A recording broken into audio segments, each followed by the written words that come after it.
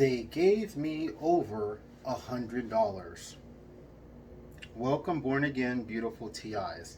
So this is another story I wanted to share that comes from the 9 weeks when I was homeless in Florida.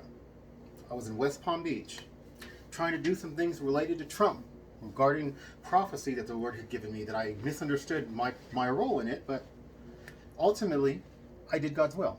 So they had kicked me out of an abandoned building that was relatively safe, and they locked up this building. It was 2 floors. Every window, they put thick plywood on there, and they just were not going to make sure, they were going to make sure he can no longer be safe at all. So I was sleeping with a group of folks who were homeless, and one dude who I now believe was being paid to gaslight me, to not be real with me. I kind of hung out with him and I felt safe. I think it was a bit of idolatry, turning to him a little bit too much when I needed to be turning to the Lord. But I would sleep kind of near him, and I was being targeted big time, especially with DEWs. Like, they would not let me sleep. So I began to stalk one of the people who was hitting me with DEWs and constantly stalking me. He had this thing like the size of an iPad that would cause this tingling, burning sensation. He freaked out when he saw me stalking him, and he called the police. The police came, and immediately they said, "We got a report that you ripped someone off," which is not true. He was paranoid that I was, apparently, I guess that's what whoever told, his mind told him I was going to rip him off. I was making the mistake of doing unto them as they were doing unto me. The police handcuffed me.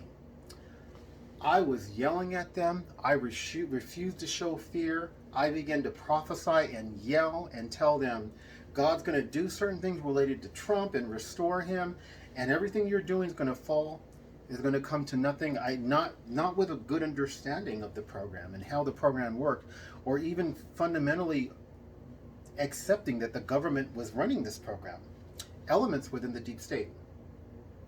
So when that happened, I thought, I may lose my life right now. I don't know what they're going to do to me. They ultimately unhandcuffed me because I hadn't stolen anything, and they let me alone. They did some stuff to try to make life unpleasant. But 2 young people came out of nowhere. A young couple came out of nowhere, and they said, "Dude, we saw what was happening, and we heard you prophesying. We believe everything that you said with Trump. What you said was powerful." They were like angels.